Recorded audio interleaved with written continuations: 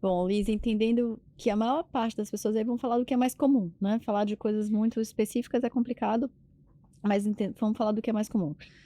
A doença é mais comum no fígado, e quando a gente vai fazer um tratamento para o fígado, pensando que foi feita a químio, tem uma boa resposta, quais são as opções, né, de tratamento para o fígado?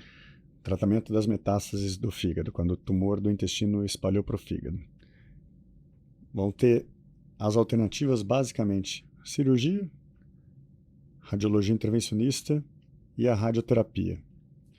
Cirurgia e radiologia intervencionista acho que hoje são carro-chefe, a maior parte dos fígados vão ser tratados com um dos dois ou a combinação dos dois, cirurgia mais radiologia intervencionista. O que a radiologia intervencionista faz? Ablação. A gente depois explica um pouco o que é ablação. Cirurgia, a gente tem três modalidades principais. Tem a cirurgia aberta, que tem o corte, a cirurgia laparoscópica, com as câmeras, e menos disponível a cirurgia robótica, onde usa um robô. Seria uma laparoscopia mais avançada, que em poucas situações do fígado pode trazer alguma vantagem. Acho que o importante para o entendimento é que na questão de cura não muda.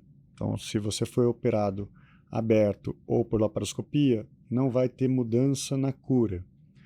Você tem uma mudança no pós-operatório imediato, no pós-operatório durante a internação.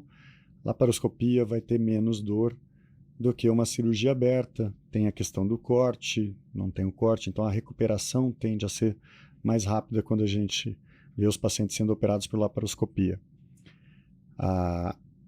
As lesões grandes só podem ser tratadas cirurgicamente.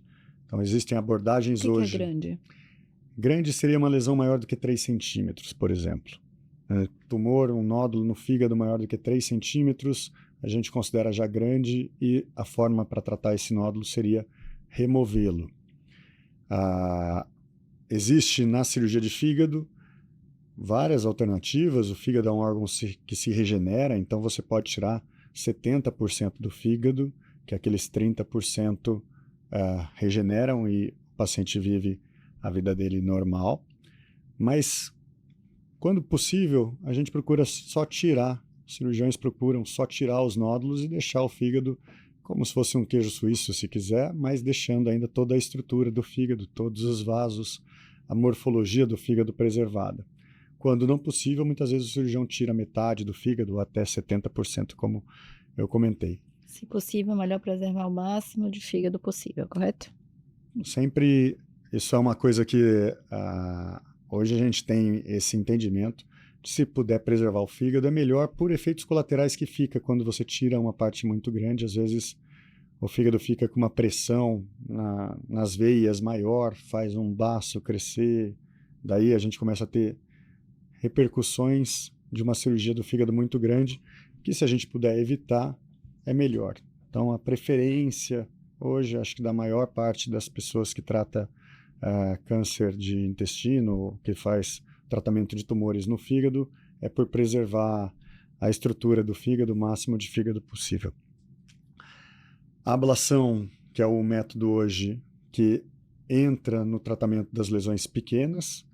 Então, a cirurgia e a ablação são métodos hoje concorrentes, que muitas vezes são feitas em associação. Se opera as lesões grandes, se faz ablação das lesões pequenas. Ablação é quando a gente coloca uma agulha, um probe, então uma agulha, cuja ponta libera uma energia que queima o tumor e o que está em volta.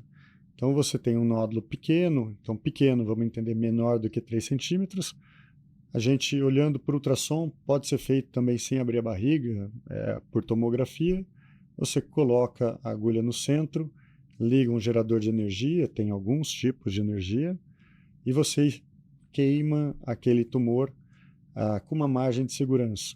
E a gente sabe que hoje, para tumores pequenos, isso também, em termos de cura, é tão efetivo quanto operar. E daí, para cada situação, daí não dá para a gente falar uma regra geral, né?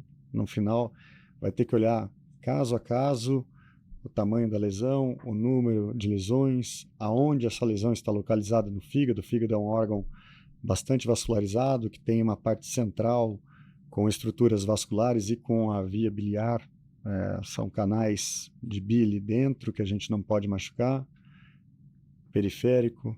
Então, dependendo do número de lesões, tamanho das lesões, localização das lesões, condição do paciente, a gente escolhe qual alternativa que a gente vai fazer para tentar deixar esse fígado limpo, deixar esse paciente sem doença e trazer esse paciente de novo para o grupo dos pacientes que podem ser curados, né? Entendendo que quando a gente deixa o paciente livre de doença, o maior benefício é que esse paciente ele entra no grupo que pode ser curado.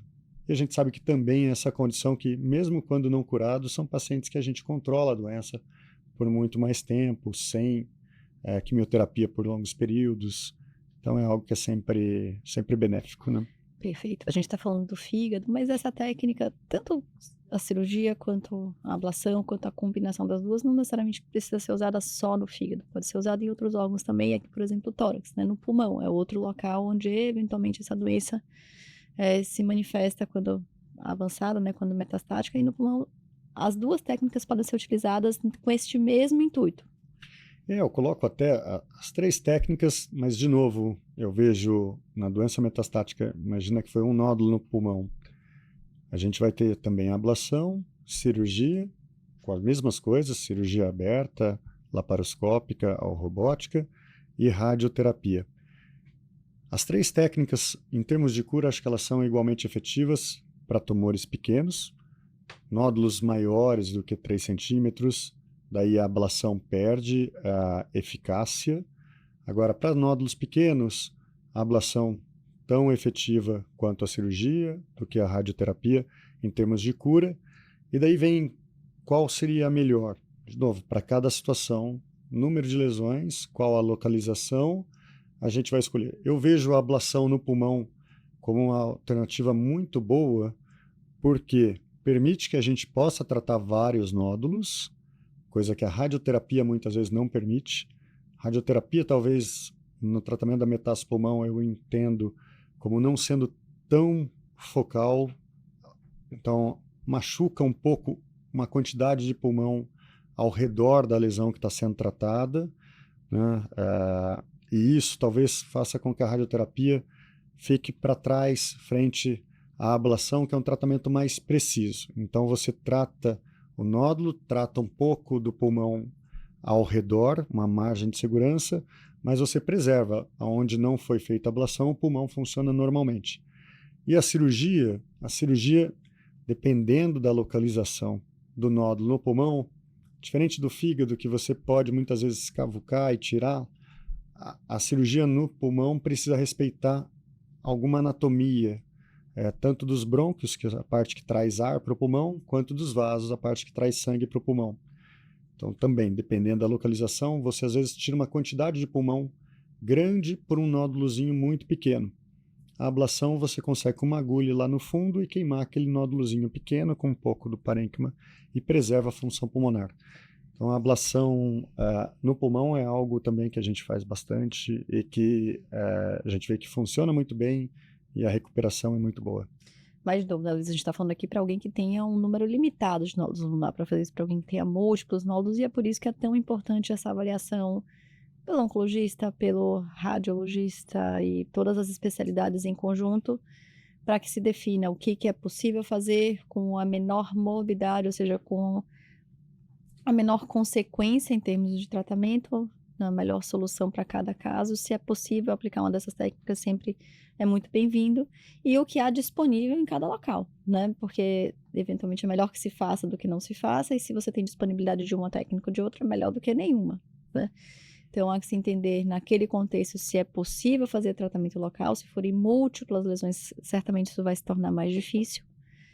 E o que se tem disponível, o que tem menor consequência em termos de efeitos colaterais e melhor efetividade em termos de tratamento. Mas certamente vale a pena considerar essas possibilidades para alguém que esteja sendo tratado, né?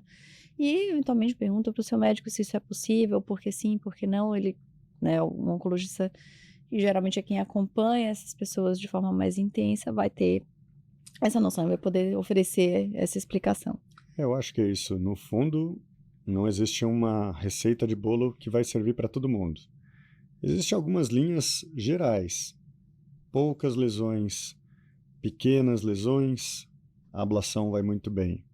Lesões mais centrais, radioterapia pode ser lembrada. Lesões grandes, cirurgia pode ser lembrada. E acho que daí, caso a caso, o conceito principal eu acho que é de que a cura não vai ser afetada dependendo do método, desde que você respeite essas limitações. Fazer a ablação de lesões pequenas, fazer radiocirurgia também de poucas lesões, a cirurgia tirando todas as lesões. Acho que é uma coisa importante, talvez seja essa. Vira e mexe, vem pacientes e pergunta, mas tira só as grandes, deixa as pequenas. Não adianta, não é assim que funciona. Ou tira todas, ou não tira.